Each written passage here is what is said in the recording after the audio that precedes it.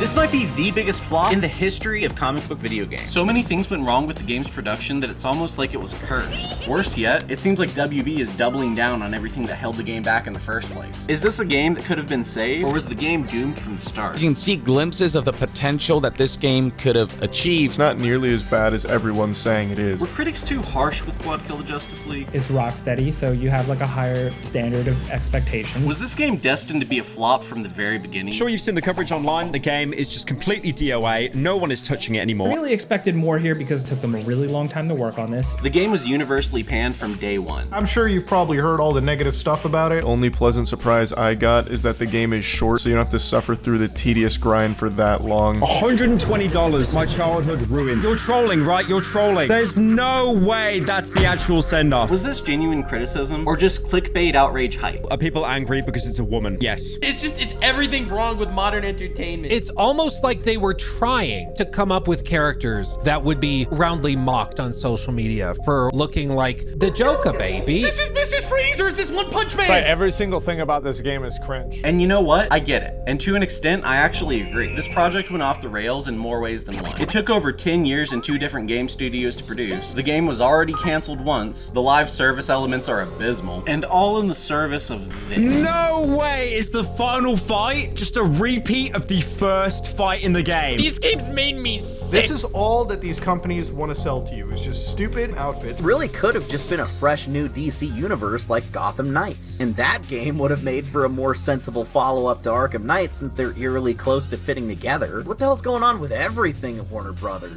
The idea for a squad project set in the Arkham universe had been in talks for over a decade, and the idea got bounced from studio to studio before finally resulting in multiple $100 million dead ends across the board. Failed comics, failed animated movies, and a failed multi-million dollar video game that took over a decade to shit out. You didn't let her finish. We should team up. The hell's Barry?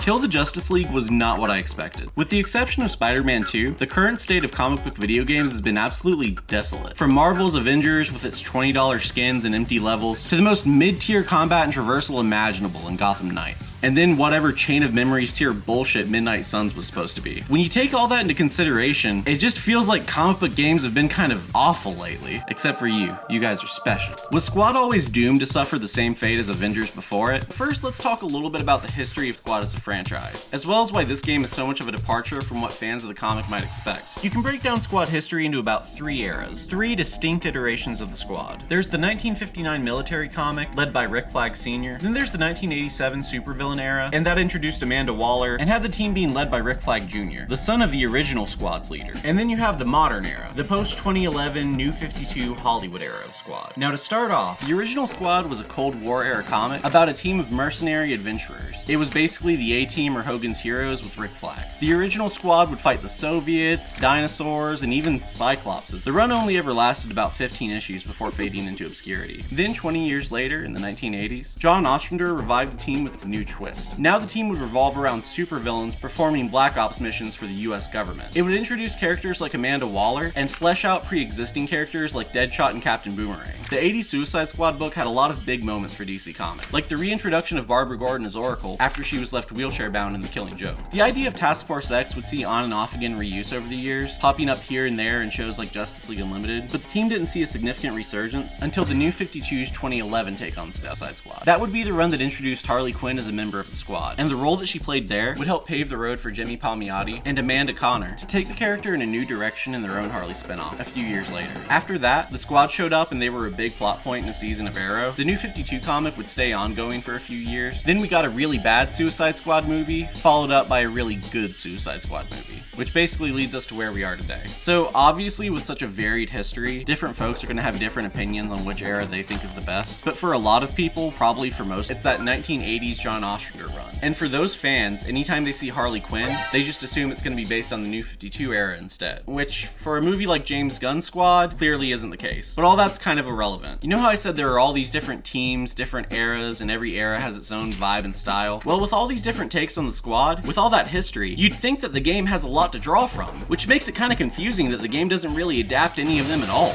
The game just kind of does its own thing and then completely fails at it, and we're going to be talking about that story soon. But first, I want to go over the nightmare production production hell this game went through to get made in the first place. The idea of something Squad in the Arkhamverse got introduced in the after credits of the original Arkham Origins, and then got brought up again in the mobile sequel spin-off, Arkham Origins Blackgate. And for a long time, I just assumed that Assault on Arkham was the spin-off that Arkham Origins was teasing. So it was kind of confusing when the game got leaked back before DC's 2020 fandom event. But the idea for a Squad game goes back even further than that. Jeff Johns has been talking about a Squad game since 2010, and that was back before Arkham City came out. And there were rumors for a long time that WB Montreal was working on a Squad game. There were even a few Easter eggs teasing it in Arkham Origins. Apparently at some point they were working on a Squad game, but that got cancelled around 2016. They were also working on a Damian Wayne Batman Beyond game that would be loosely based off of Batman 666. Then that project got cancelled and they made Gotham Knights instead. Which brings us to the current iteration of the game. If I had to guess, it probably entered development sometime around late 2016, early 2017. Probably right after WB Montreal canceled their version of the game. Now, did that story sound unnecessarily confusing? Well, it gets worse. So Rocksteady was started by two guys, Jamie Walker and Sefton Hill, and some people say it's Warner Brothers that forced Rocksteady to do a games as a service game, and then other people say it was actually Sefton and Jamie that pressured the studio into making a multiplayer game in that format. So some people are saying the two founders are the reason it's games as a service garbage, and then other people are saying they did everything they could to stop it from being games as a service garbage. We'll probably never get a straight answer, because both founders left the studio about a year prior to the game's launch. The studio was rocked by reports of a toxic work environment, and a lot of people think that started from the top and trickled its way down, so to speak. I also came across one interesting rumor that says that Sefton tried to force a vehicle combat mechanic into the game really late into development, like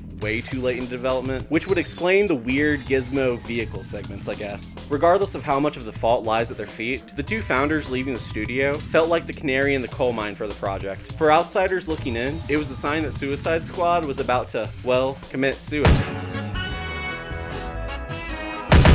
But what about the game itself? Well, it feels kind of impossible to talk about this game without talking about similar games that came before it. So Squad was the last of about 3 AAA live service comic games. The first being Avengers, the second being Gotham Knights, and the last one being, well, this. Of the 3, I think Squad easily has the best gameplay, the best level design, the best art direction and aesthetic, but that wasn't enough to save it from the same fate that suffered Avengers and Gotham Knights before it. And honestly, I think it's the failure of both of those games that helped set up this one for a similar fate. The funny thing is, it feels like for everything those games got wrong, Squad got a lot more right in comparison. Gotham Knights had this really copy-pasty gameplay, the combat was super basic, and the traversal system was abysmal. Getting from point A to point B just sucked in that game. And Squad fixes a lot of that in a lot of ways. All the characters' traversal mechanics feel really unique and they're a lot of fun to pull off. Even the DLC characters. I kept having this thought when I played the game that Harley's glider is basically what Nightwing's glider should have been in Gotham Knights, or that Boomerang's teleportation powers are what Robin's teleportation mechanics should have been like in Gotham Knights. Even King Shark has a better super jump than Jason Todd did. And honestly, a better super jump than Hulk had in Avengers too. But speaking of Avengers, Squad manages to one-up the Marvel take on this formula in a lot of ways too. One thing I can't say enough is that Suicide Squad has a beautiful, beautiful world. Exploring Metropolis is just so much fun. You can really see the heart and soul they put into building this world. There are so many Easter eggs, there's so much stuff to find, so much stuff to do. It's just such a good time. But you compare that to Avengers, and Avengers just has these stupid, open-ended, empty levels. And empty really is the key word for it. They had to design a world that Iron Man could fly through, that Hulk could jump through, or that Cap and Widow could run through. And in trying to build levels that suited all the characters in the Avengers, they just ended up with levels that were so open and empty that they didn't really suit any of the characters at all. But Squad doesn't have that problem. In fact, one of the biggest things I want to praise the game for is its level design. Metropolis is gorgeous. It's like the city came right out the pages of a comic or off the screen of a Superman cartoon. I really like the design and like the Art Deco aesthetic of Metropolis here. Everything in the city, you can explore it, kind of go inside of it, which like in Superman the Animated Series, they had all these designs like this, right? Where you would have a building with a hole in the middle of it, and then like a train running, yeah, like this. Train bridges running through the middle of the buildings and shit. I just kept getting wrapped up exploring the world, taking it all in. It feels like a shame that we can only explore that world with the Squad in a post-apocalypse, and we can't see it in its full glory as Superman. I would have killed to explore the same Metropolis as Superman in a Superman game, and it feels like such a shame that we'll probably never get to. It's such a pretty city, and I can't say that enough. I remember being really wowed by Arkham Knight's Gotham, and while I appreciate appreciate Gotham Knight's take on Gotham City, especially the fog and the bright bursts of color. Like, Gotham Knights has a really Schumacher vibe to it, and I super dig that. But the Gotham in Gotham Knights just feels kind of empty. It feels like a simulation. Like when you're on the bat cycle feels so slow. You can tell you're not going fast. You know you're going about the same speed you would grappling or gliding or just sprinting. They have to add these fake blur effects to make the motorcycle seem faster than it is. And I know that everyone complained about the Batmobile in Arkham Knight, but the Batmobile in Arkham Knight was so much better than every single traversal mechanic in Gotham Knights. It doesn't feel real. It lacks a sense of authenticity, which is a big problem for Gotham Knights in general. Now, I know we're sidetracking a little bit to talk about Gotham Knights and Avengers, but it's relevant to the narrative on Suicide Squad. Gotham Knights suffers from this really stilted characterization. All 4 protagonists feel, honestly, sort of soulless and replaceable. Because you can sub out any of the 4 characters for each other in any given mission, and the game is like mostly solo co-op, all 4 characters have to act the exact same, say the exact same lines, so there's no real replay value to going back and playing the game to see how Batgirl would handle a situation differently than Red Hood would. I remember this really disappointing me early on in the game. There's a mission where you have to interview Harley in Arkham, and I picked Red Hood because my logic was like, Harley Quinn was there when Jason Todd got killed, so maybe there's going to be some kind of unique tension or some kind of unique dialogue that plays out there, but no, there's no unique dialogue for like any of the characters in the game. It's all copy paste, it's all the same. They didn't write 4 different characters. They wrote 1 character and split it into 4 parts. But with Squad, you really feel the team's chemistry grow over time. The writing in both games can get kind of cringe, like that tweet about every line of dialogue being put through an HR filter. We'll talk more about why that is later on, but the characterization is still there. Harley feels like Harley, Boomerang feels like Boomerang, and King Shark feels like Drax from Guardians of the Galaxy. But that's okay, we'll ignore it for now. Now here's the one thing that Avengers did better than Gotham Knights or Suicide Squad. I actually think Avengers has a better combat system. The combat in Squad leaves a lot to be desired. It's really copy-paste-ish. Because for as unique as the characters feel in terms of traversal, when you get into combat, that's just not the case at all. Every character in the game relies on the same rooty-tooty point-and-shooty game mechanics. You can do a melee attack, but only 1 melee attack. You may speak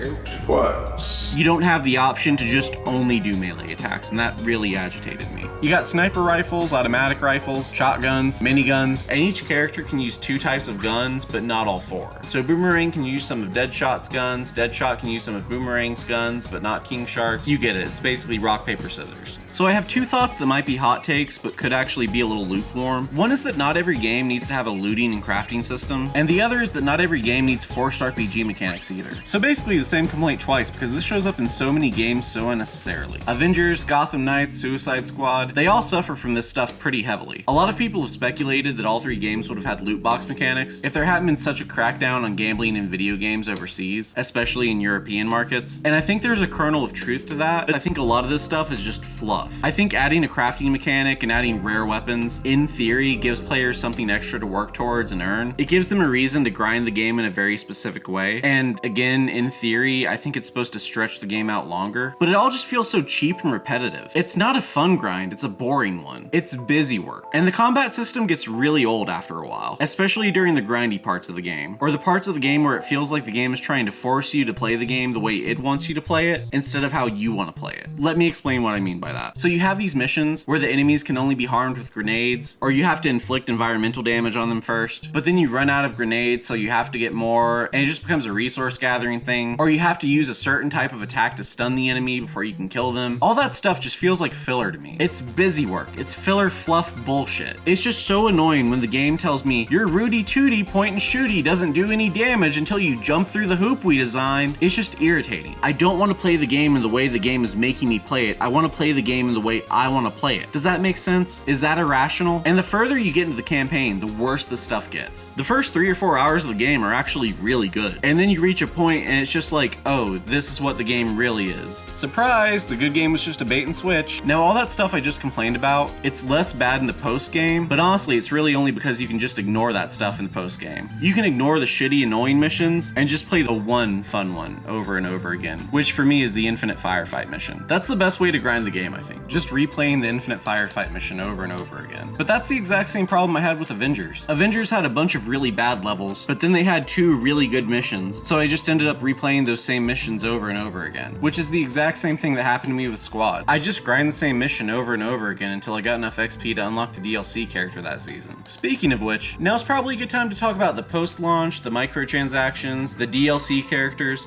all that in depth. But before I reveal how much time and money I sunk into the post-game, first I gotta give you some context on the plot. Unfortunately, they forgot to include one. I'm kidding, but I'm only half kidding. First, we've got to sort out where exactly the game fits in the Arkhamverse timeline, and then we gotta sort out what the Arkhamverse timeline even is, because that answer is very vague and contradictory. Now obviously, you got the core Rocksteady trilogy of games, you got Arkham Origins, but what about all these different comic tie-ins from over the years? Or the VR games? Or the Assault on Arkham animated movie? That still counts, right? What about the Arkham cameos in the first Injustice game? They use the same character models and assets as the Arkham games, so does that make the Injustice series Arkham Canon too? And if that's the case, then that makes it even more complicated, because which Injustice universe are we even talking about? There's like 4 or 5 of them if you count the movie and the comic book. We'll just slow your roll a little bit and we'll get to it. So to start off, none of the Injustice games are canon, so we can pretty much ignore everything I said about those. I think it's the movie and the comics that create the most problems when it comes to the Arkham universe's continuity. The VR games are mostly consistent. I tried to play the first one, but there's been a glitch since they updated some driver about 2 years ago that rendered the game unplayable, and nobody at Rocksteady ever bothered to fix the game, so fuck me, I guess. So the game starts off with a really nice little tribute to the first Arkham Asylum game, and then the inconsistencies just start rolling from there. So first, let's try to break down the opening scene. So Waller breaks down the pitch to the squad, but then Deadshot tries to warn them it's a trap. Harley establishes that she already knows who Boomer is, so they've met before, and then Boomerang makes a comment about the other Deadshot, who will be henceforth referred to as White Shot. So it's King Shark and Black Shot's first time meeting Boomer, Harles, and each other. But Boomerang and Harley have already met, and Boomerang also knows White Shot. So it's never directly stated, but the situation kind of plays out like it's the first time the characters have ever been on a squad. But you could also view Deadshot warning them about the trick as a hint that he had been on a squad before, and then Harley also knows Boomerang, which kind of implies that they've been on a squad before, so yeah, I don't know. I don't know if this bugged anyone else, but it really bugged me. When you first get to Metropolis, you never really get the context of whether or not it's just Metropolis that's been invaded, or if it's the entire world that's been invaded. I think comic fans have the context of Kandor, the Bottle City, to go off of, and actually, now that I think of it, Kandor, the Bottle City was basically the plot of Injustice 2 and Lego Batman 2 already. But still, the game's just super vague about the plot in the beginning. And Boomerang even acknowledges that, cracking the joke about the first Deadshot right away. Which brings me to the original Deadshot from Arkham City, White Shot. White Shot appeared alongside Harley, Boomerang, and a King Shark, probably not our King Shark, but a King Shark, in Assault on Arkham. So before we talk about the comics, let's talk about Assault on Arkham. A movie from back when the title Suicide Squad was considered so unmarketable, they just named the movie Batman instead. And while I see a lot of people claiming that the new game knocks it out of canon, I don't think that's necessarily the case. Now obviously the King Shark from Assault on Arkham is a different King Shark from Kill the Justice League, but I don't think that means the stories can't take place in the same universe. I think it just means that one King Shark or the other is from an alternate universe. Hear me out here. You know how the Deadshot in this game looks nothing like the Deadshot from the first 2 Arkham games? Isn't Deadshot supposed to be white? Aren't you supposed to be shutting your damn mouth? They explain that away in the audio logs by saying that the white Deadshot from the Arkham games was an imposter Deadshot who escaped from another universe. So if that's why there are 2 Deadshots, then why can't there also be 2 King Sharks with the same explanation? As far as I know, there's nothing in the comic or the expanded Arkham universe that really contradicts this. We can write off the one in the game or the one in the movie as being from an alternate universe, just like Deadshot or the slightly less annoying than Jared Leto's version of Joker, Joker. Put it in me.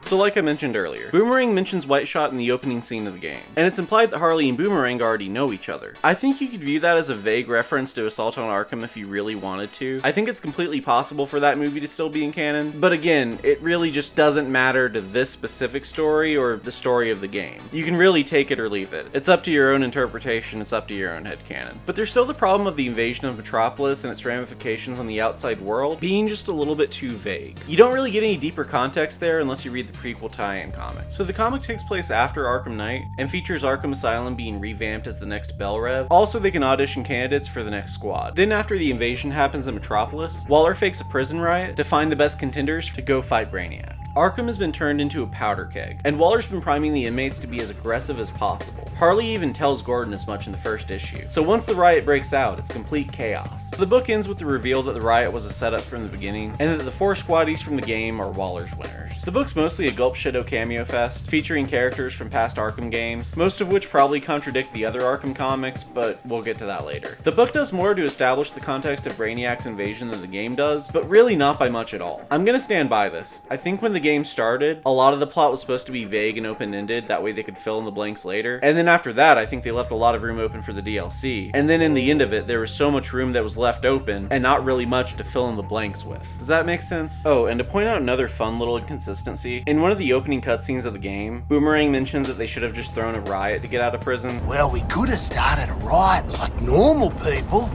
but no!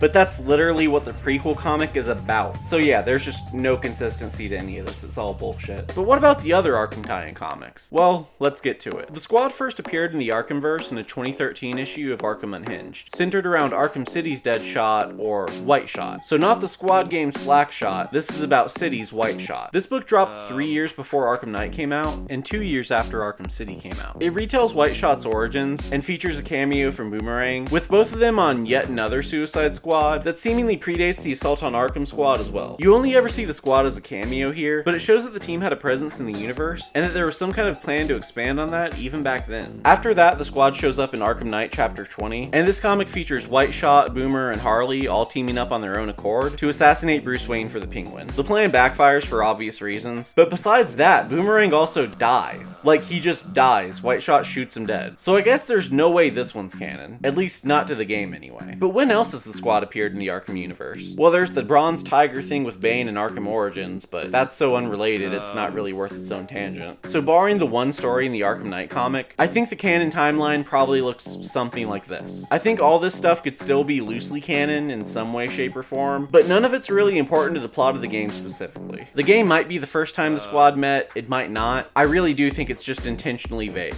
But if you want a batshit fan theory, I think I got one for you. So my theory would be that Waller has a psychic villain under her thumb, and that psychic brainwashes the Squad after every mission so that they don't remember the missions. So Harley knows Boomer, Boomer knows White Shot, but only just vaguely. And they only sort of remember a team up, but they don't remember what happened during the team up or why they were teaming up. I think Squad missions would kind of be like a mental blur for them maybe. But that's just my headcanon fan theory to explain away any inconsistencies in a timeline that was never made to be consistent in the first place. Because ultimately, I really don't think canon matters at all. If you want to hear my rant about applying Death of the Author to canon in the world of comic books, then you should check out my video about the time that Flash died so hard that he time traveled to the Marvel Universe. But besides the comics and canon bullshit, how does the game stand on its own accord, ignoring the rest of the Arkham series before it? Okay, so the journey along the way is alright, and there are a few funny moments. Oh my god, he's getting up! Hitting him again.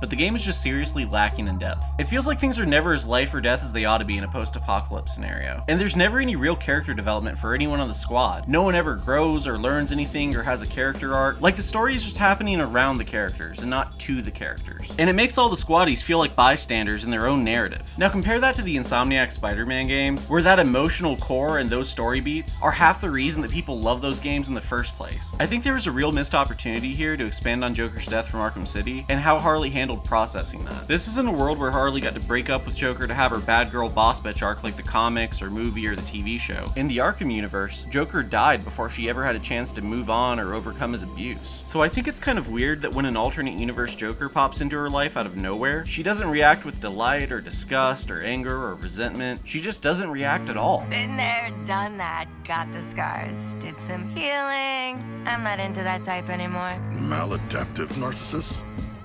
Comedians. It's like she doesn't even care. No sassy, sarcastic comment, no feelings of resentment, just total indifference. Which is really confusing because you would think that would be a very, emotionally traumatic thing to have to reprocess. But it's not just Harley. Like I said earlier, things don't happen to the characters, things just happen around them. It reminds me of that clip of the South Park dude talking about how they write. We can take these beats, which are basically the beats of your outline. Between every beat that you've written down is either the word therefore or but. This happens, and therefore this happens. But this happens, therefore this happens. and that affects this, and that does to that, and that's why you get a show that feels like, okay, this to that, to this to that, but this, here's the complication to that. Because this game feels like it was written in the reverse of that logic. You come up with an idea and it's like, okay, this happens, right? And then this happens. No, it should be this happens, and therefore this happens. And if the words and then belong between those beats, your plot's so vague, open-ended, and there are so many unaddressed questions and plot holes to it. And then there's the fact that the game's opening scene directly contradicts the prequel tie-in comic. It all just goes to show how many revisions the game must have gone through during the entire decade that the game spent in production hell. The post-apocalypse setting isn't that uncommon now, but when I think about when it was really popular, I think it was about 10 years ago. I think Fallout, Walking Dead, the Days of Future Past movie, 10 years ago, the post-apocalypse was big. It was in. And just think about it. How long has the game been in development for? Over 10 years. So apocalypse stuff was popular then, but what's popular now? Multiverse, UFO, alien stuff. So the end result is that the game just kind of merges those two concepts together with a multiverse alien apocalypse. You get pop culture's greatest hits from last decade and this one, but with no real direction or substance behind any of it. The game doesn't even have a real ending. You just beat one Brainiac only to find out that he's one of 13 different Brainiacs, which kind of implies that Rocksteady had 12 seasons of DLC planned out for this thing, which makes it both sad and ironic that we only got 4. So I've got a little bit of a swim theory here. I think that originally, if we'd gotten the extra 8 seasons that Rocksteady implied, I think the Justice League would have been playable. Maybe they'd be depowered by Brainiac, so maybe it'd be a Fortnite scenario where Green Lantern and Batman are running around using guns and gadgets. I think that was the original end goal intention of all this. I'm talking a relaunched Game of the Year edition with all the DLC characters for free, a new campaign, and a playable Justice League. But like a depowered Justice League with guns. Think Mark Waid absolute power. But obviously none of that's ever going to happen because the game underperformed. But to speak on the kill the Justice League part of the game, personally I felt like it was kind of obvious that the Justice League was going to come back in the end, so it was really confusing to see people overreact to Batman's death the way they did. You had all these people claiming that Rocksteady disrespected the legacy of Kevin Conroy by making his Batman evil and killing him off, which is really weird to me because when you listen to Batman in the game, it actually sounds like Kevin Conroy is having a lot of fun. And this wasn't the first time that Conroy played an evil Batman either. If you remember his appearance in the CW Crisis event, he played an evil Batman in that too. And in both circumstances, I think you can hear him having a lot of fun with the role. Like, think about it. Normal Batman always has this base level of seriousness to him, right? He's grim and gruff and blah, blah, blah, blah. So Kevin Conroy always has to play it straight as Batman. But as evil Batman, he almost sounds like a Saturday morning cartoon villain. Brainiac told me to preserve your bodies, but I'm going to enjoy destroying your minds. He goes from talking like this to talking like this. I just think it sounds like he's having a lot of fun there. So I think fans were totally out of pocket with some of these takes. There was just a common thread with the game and its critics. Don't get me wrong. I think Avengers is bad, but the game had potential. I get why it was hated though. But Suicide Squad isn't even bad like Avengers was bad. It's just sort of mediocre. It's nowhere near as bad as Concord, Forspoken, Golem, or Redfall, but it still got treated like that anyway. Pyrocynical, Moist Critical, Asmongold, they all made like 4 or 5 videos a piece on the game. Slop videos that'll probably get way more views than this one does. And because gamers got hit with that message over and over and over again, Squad just kind of became an inside joke for gamers. How much does it cost to play Suicide Squad Kill the Justice League? My will to live. And a lot of people never even gave it a chance. Like, a lot of critics had valid points, but then a lot of grifters were also just over-exaggerating issues in bad faith. And I think the overreaction to Batman's death, where you have all these casual fans trying to push the narrative that the game is somehow disrespectful to Kevin Conroy's legacy, trying to misinterpret and misconstrue a situation into something it's not, well, that's the perfect example of bad faith criticism.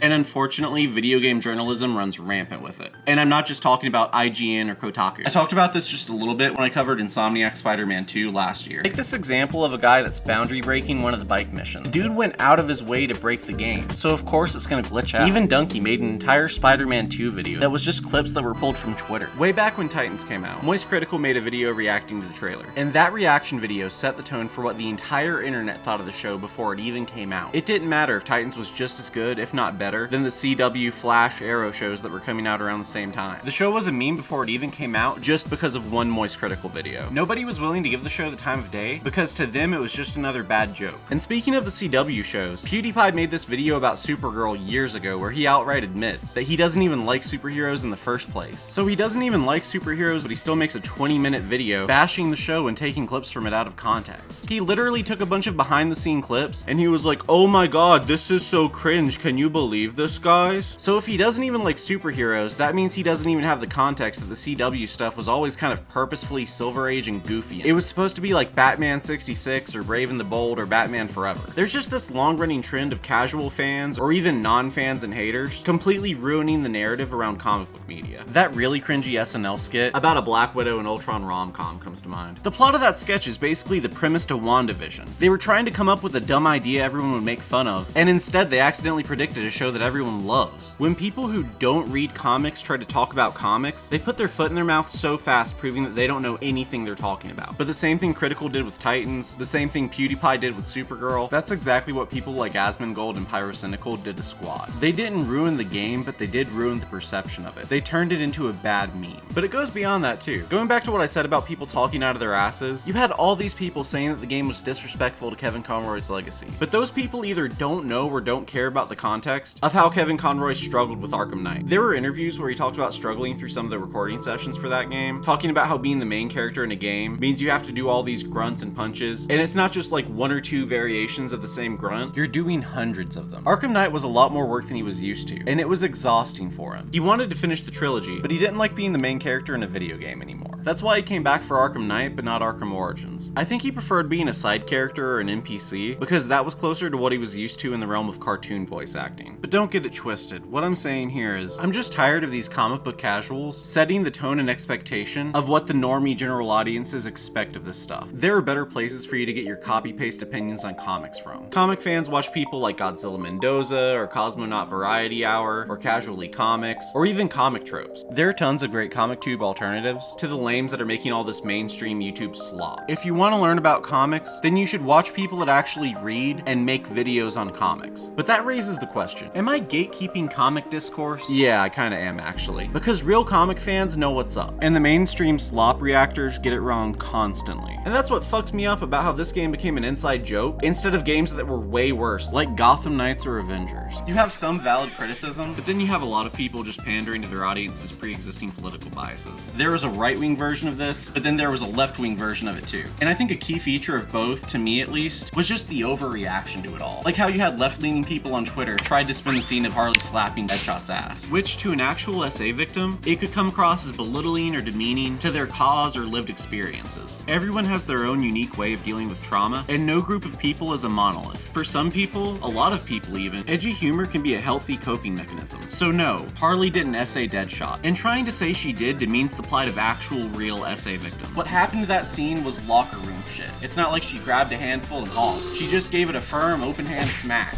Worth it. But that overreaction from the fan base, that clickbait Karen, everything is offensive mentality, whether left or right, good faith, bad faith, well-intentioned or not, it's why everything in the game feels so dull, corporate, and synthetic. It's why you have a team of assassins and serial killers, but after they insult each other, they all act apologetic for some reason. Nothing is allowed to have edge because everything is an outrage war at both ends of the political spectrum. It's like the only way they can maximize profits is by trying not to offend anyone and pandering to everyone. But making something for everybody just results in a game that doesn't appeal to anybody. But it feels wrong to blame the game's failure on a reactionary fan base, especially when Rocksteady clearly underdelivered with a flop product. We'll come back around to all this later, but for now, we're gonna work our way back to the DLC. So how much money did I spend on the game altogether? So I got the deluxe edition on PS5 at launch, and then a few months later when it went on Steam sale, I ended up buying the game again on PC for $30. One of the things I gotta praise Rocksteady for is the fact that the game has cross progression. That way I could follow the same save game across PC, PS5, and Steam Deck. Marvel Rivals doesn't even have that yet, but that made grinding out the DLC characters just a little bit more bearable. So yeah, I bought Suicide Squad twice.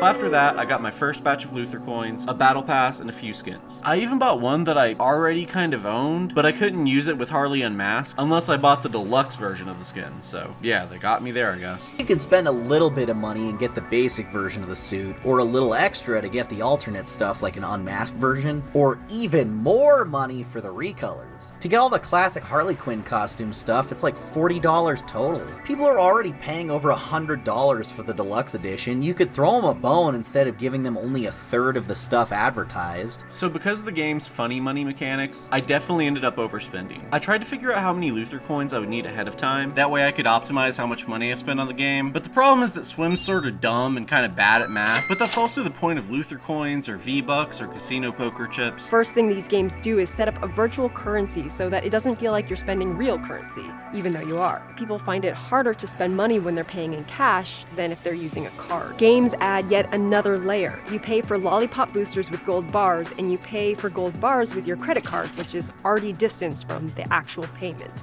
And then on top of that, they don't make the exchange rate simple. It's not 50 gems for 50 cents. Incense costs 80 Pokecoins, and a batch of 550 Pokecoins costs $4.99.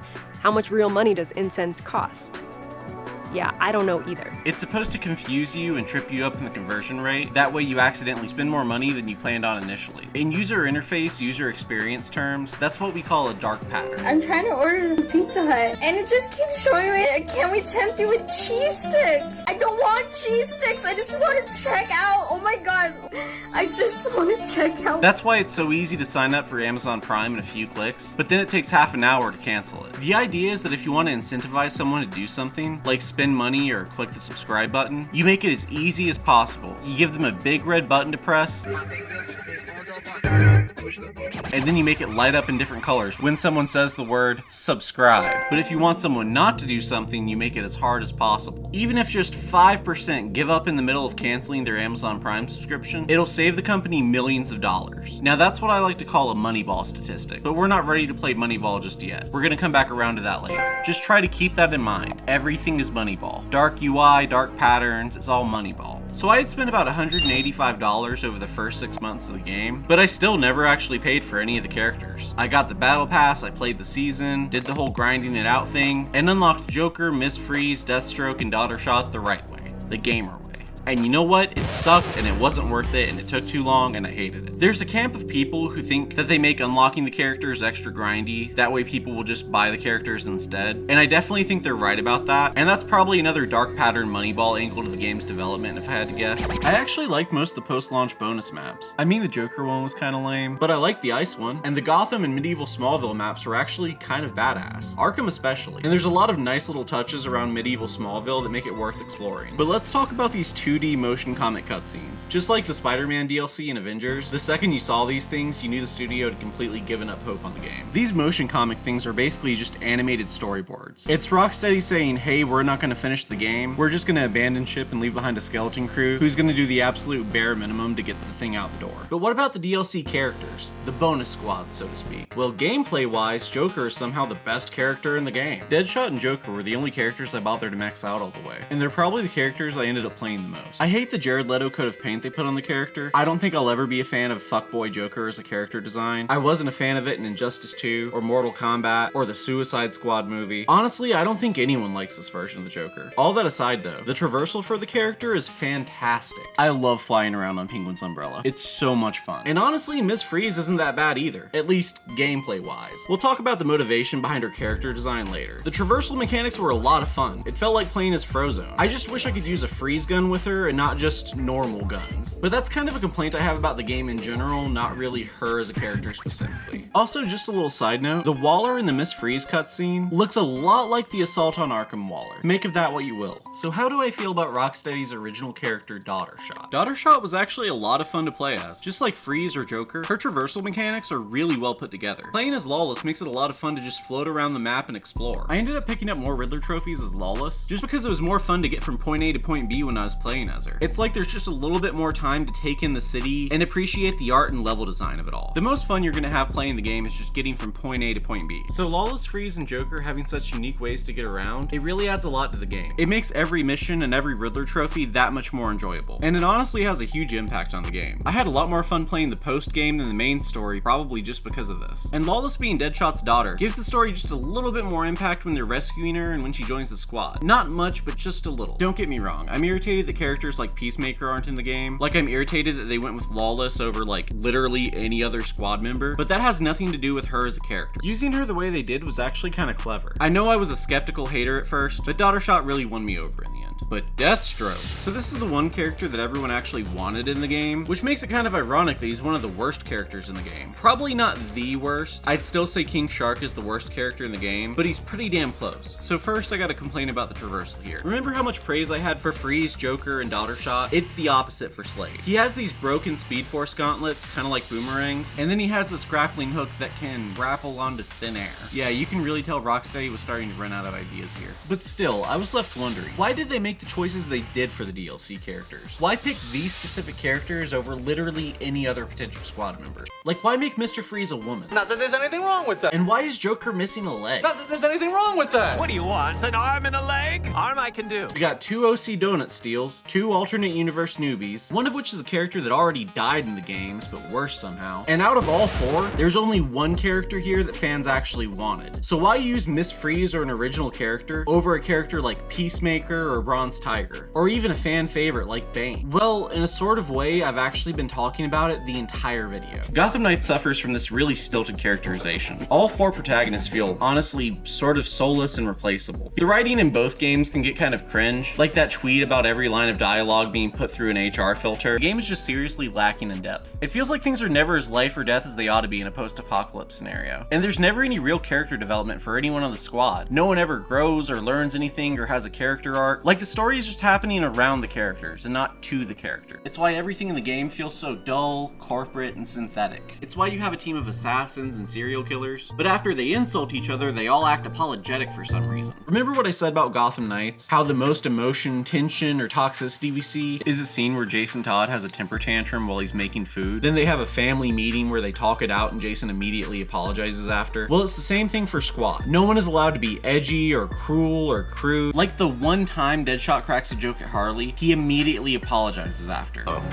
sorry, Quinn. And Harley doesn't take offense or say something sarcastic back, she just brushes it off nonchalantly. It's like the characters have been lobotomized, like they've been severed. There's all this awkward dialogue and weird posturing. It's the kind of thing that might make sense for a kid-friendly CW version of Batman's sidekicks, but it doesn't work at all for a bunch of hardened assassins and serial killers, like the Suicide Squad. Every single character talks like they're at work, and they have an HR person standing over their shoulder. They don't talk like normal people. It's his mates, it's his girl, it's most of the people he interacts with, and it is Peter's circle too. In terms of personality, they're all really polite. Polite in a strangely formal way. I don't quite know how to put it. They talk like their employers are listening. Because it's so common, and because it's so often the most notable feature of their personalities, it comes to render dialogue dry and predictable. The humor's got the same agonizingly safe job application quality, the affectation of social awkwardness despite not actually being socially awkward. Sourceless. So why make Miss Freeze a woman? Why make Joker disabled? And why do all the squaddies talk like they have the Comics Code Authority looking over their shoulders? There's a trope in fiction that kind of explains it. It's called Chekhov's gun. It means that if a gun gets mentioned in Act 1, then that gun is going to go off or be a plot point by Act 3. But the point is that gun was written in for a purpose. Everything in a script, everything they mention, or every part of a character's design, there's a story to it. There's intention. Maybe every now and again that gun is going to be a red herring, but general rule of thumb, they don't put things in the script for no reason. So take those questions about Joker missing a leg or Freeze being a woman, and now apply Chekhov's gun. Those were intentional design decisions. They serve a purpose. So it's kind of left to us to speculate what that purpose is, and I think I kind of figured it out. So here's my theory on why things are the way they are. Joker is probably here for a couple of reasons. The first one being that his DLC for Mortal Kombat probably sold pretty well. And also because the Joker movie made over $1 billion.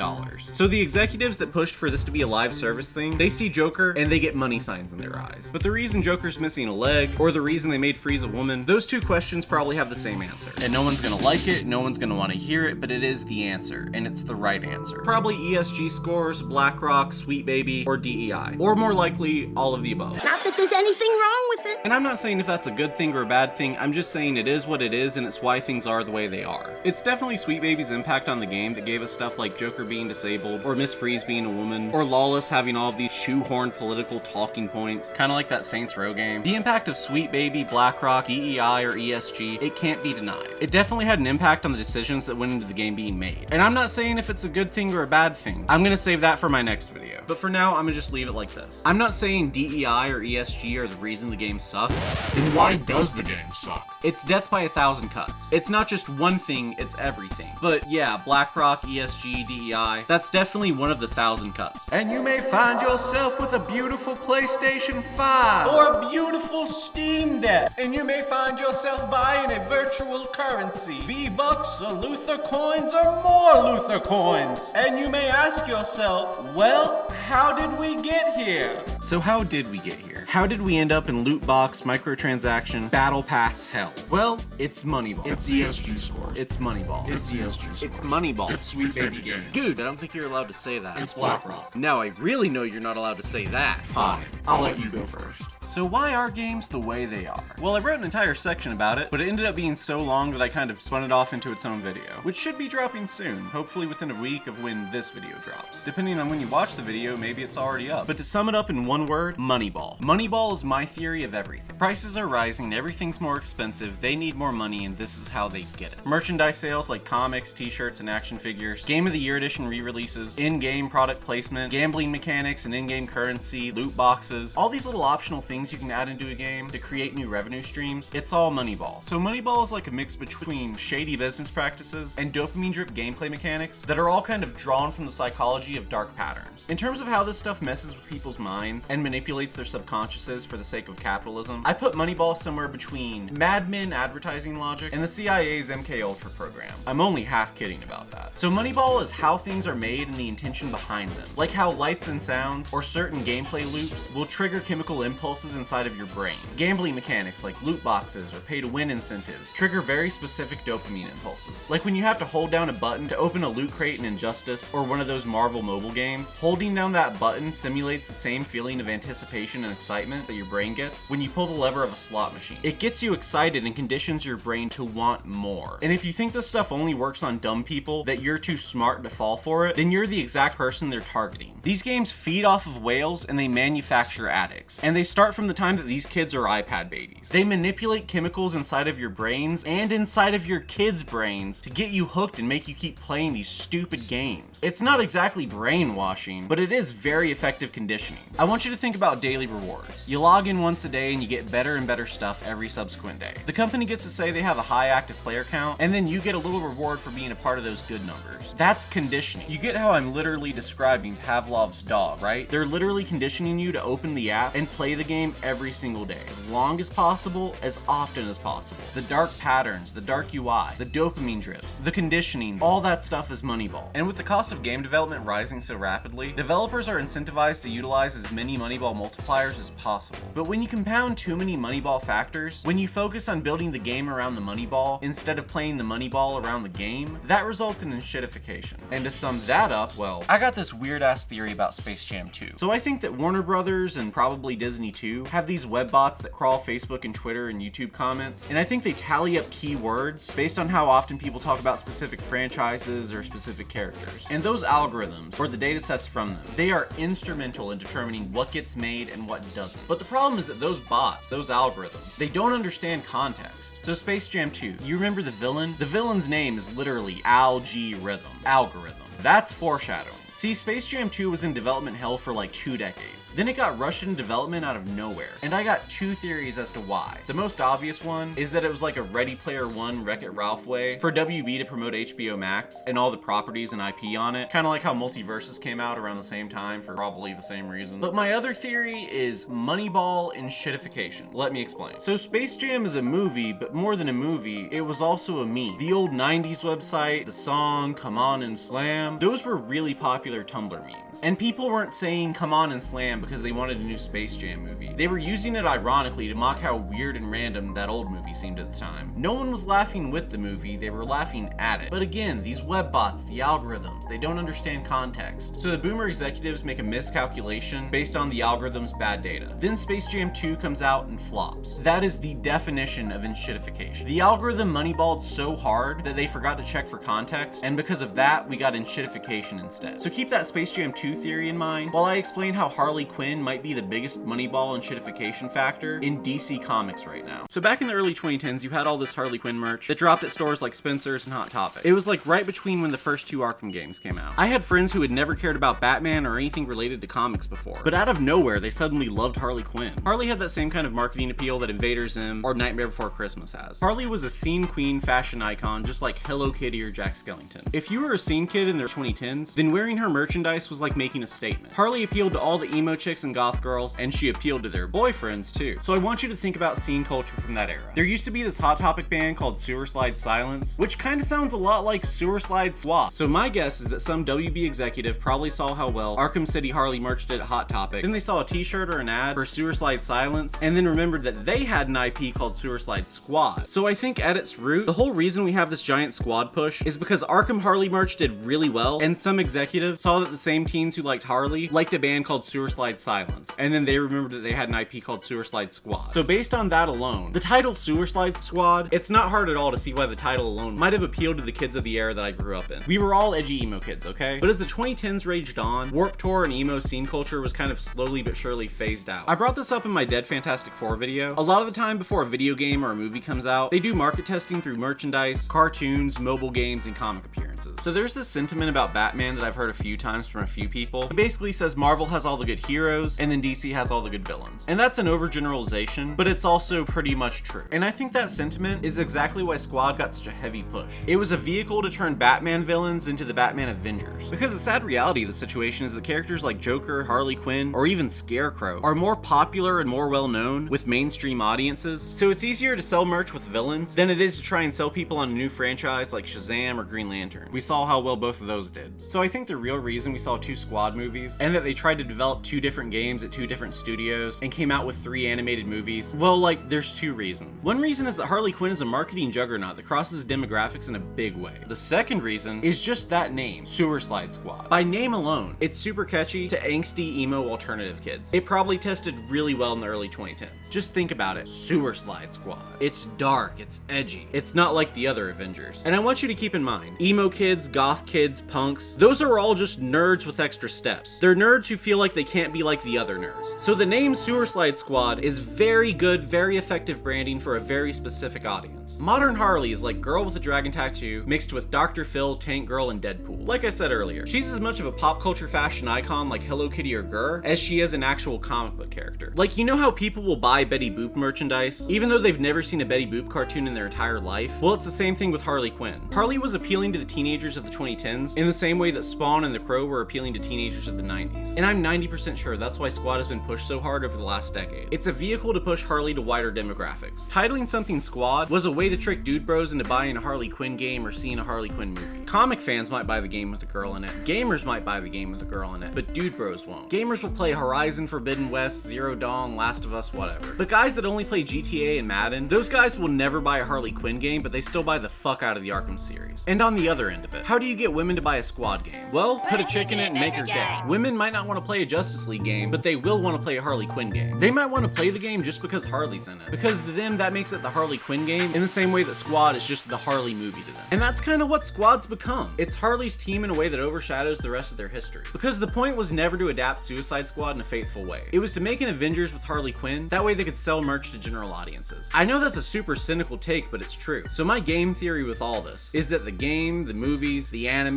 2011's New 52 Squad, all that stuff exists because of the butterfly effect of Harley Quinn merch doing exceedingly well back when the Arkham games first came out. So scene girls buy a bunch of Harley merch, and then all of a sudden DC mandates that Harley becomes a scene girl. You get the 2011 New 52 Squad with the new Adam Glass take on Harley. And then that leads to Jimmy Palmiotti and Amanda Conner revamping Harley just a few years later. And then that Palmiotti-Conner version gets adapted into the cartoons and movies. So it's a weird series of butterfly effects and overcalculated business moves. You got a few happy accidents, a couple of people misled by good intentions, and then you also have a lot of really painful missteps. You have to think about these things from the perspective of boomer, brain-dead business executives. You can't think like people who play the games, you have to think like the people who sell them. In their mind, Harley Quinn makes money, so you should make a Harley Quinn spin-off game. But dude bros don't buy lady games, so you put the money lady on a superhero team. Dude bros like Avengers, so let's put money lady on the Avengers. That'll print money, right? And that's the train of logic that led us to where we are today.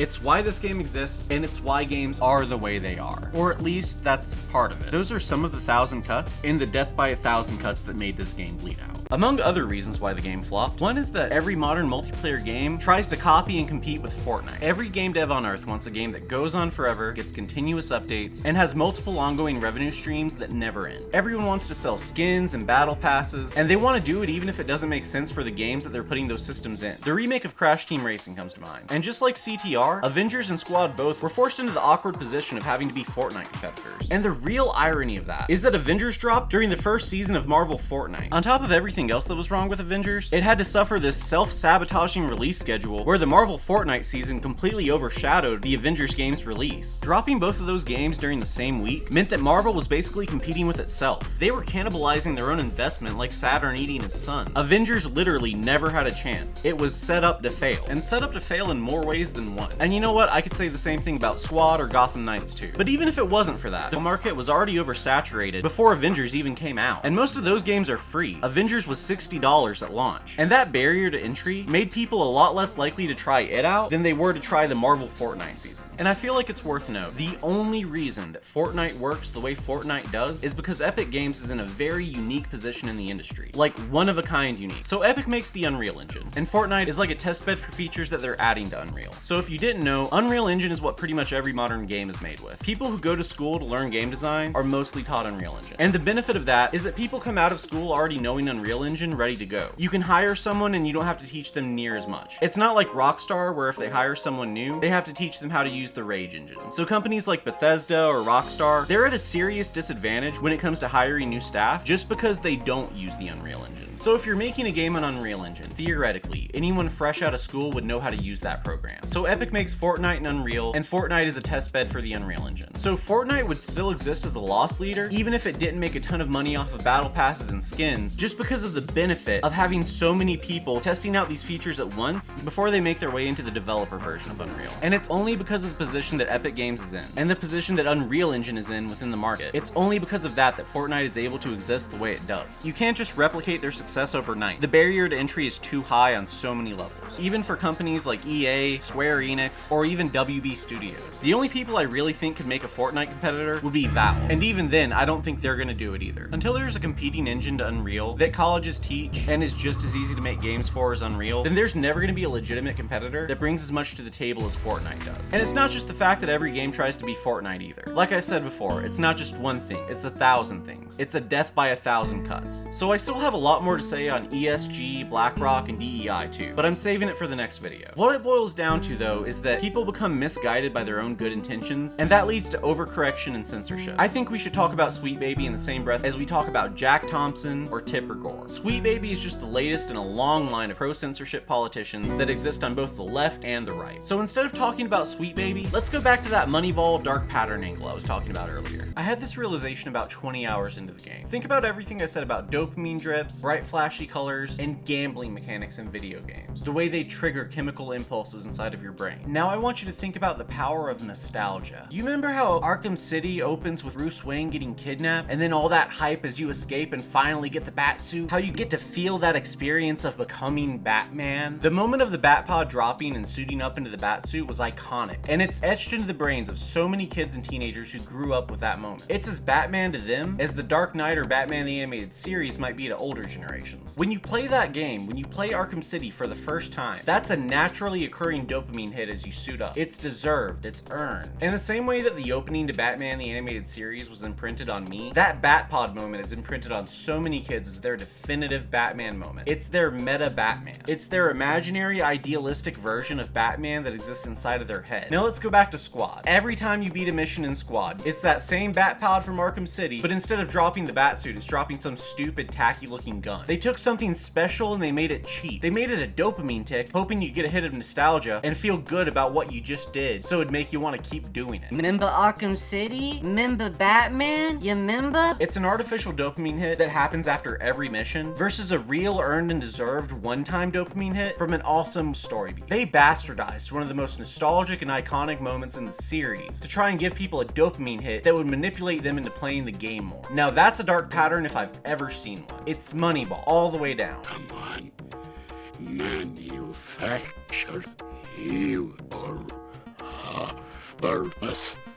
Yeah, I think that's been fulfilled. And here's the brutal truth of why we can finally say the Arkham series is dead with some finality. Arkham Knight wasn't even a good game. It wasn't Squad that killed the series. These games have been dead for over a decade now. Squad didn't kill the franchise, but it is maybe a little and here's the main reason Arkham Knight wasn't a good game. It's because they cut Paul Dini out of it. Dini was a huge part of what made Batman the Animated Series so special. And his run on Detective Comics and his work with Zatanna are so damn good. He's the main reason Arkham Asylum and Arkham City feel so authentic. They were written by the guy who made Batman the Animated Series, so they literally felt like an episode of Batman the Animated Series. Okay, so there's this dumb inside joke in comics that as writers get older, they get crazier and become wizards. Think about what Alan Moore was like after he lost the rights to Watchmen and left DC, or think about how Frank Miller was after 9/11 happened. Comic writers go mad and they learn the dark arts. That's the meme. Grant Morrison is probably the only one to make it out of the madness and come out the other side unscathed. Well, just like Alan Moore, just like Frank Miller, Grant Morrison, or Gail Simone, Paul Dini is also a wizard, and he's such a powerful Archmage that he managed to manifest his waifu into existence. Not tulpamancy, not a thought form, not an imaginary friend. He didn't Pinkie Pie Dougie Jones it. No, he literally manifested then married his waifu, and I think that makes him the most powerful wizard in all the land of comic books. But memes aside, I'm just saying, you had a level 100 Archmagi wizard, one of the greatest writers in all of comic books. And not just comic books, comic book media. This is a guy who's done video games, done comics, done the cartoons. I mean, Batman Mask of the Phantasm was literally a theatrical movie. A theatrical movie. You had the grand poobah of Batman, and then they fired him. And that's a big part of why Knight and Squad feel so cursed. You replaced Paul Dini with Sweet Baby Games. What did you expect was gonna happen? Like I said before, Asylum and City felt like extensions of Batman the Animated Series. Maybe they weren't in the same canon, but they had the same heart. They were torn from the same cloth. But that's not the case for Arkham Knight or Squad at all. They might be in the Arkham universe, but they lack the heart and the soul that made the first two games feel so special. They dropped the Dini and lost the writing wizard magic that makes his Batman feel so special. Okay, so there was a whole 30-minute section that I cut out of the video, and I'm kind of spinning that off into its own video. And that video is going to be on a few things. It's going to be on dead live service games like Marvel Heroes Omega. It's going to be on gambling mechanics like loot boxes and video games. And then I'm also doing a little bit more on ESG scores, Sweet Baby Games, and well, just a lot more. Like I said, that was supposed to be in this video, but it got so dense that I had to spin it off into its own. So you can check out that video at the top of this playlist here, and if it's not up yet, then you can check out some of my other videos on comic games. Because this was always intended as a sequel to my Marvel mobile games video and my Avengers video from a few years ago. All these videos are intended to build on each other. And I know I spent a little bit of time complaining about Slop tubers earlier. I'm adding a few of my favorite comic game video essays to that playlist too. I watched almost every single video about Squad, and I think the good ones deserve as much attention as the bad ones got. So this is my way to shine a light at some talented folk whose work I very much appreciate. I'd like to thank the channel supporters on screen, and don't forget to check out this playlist here.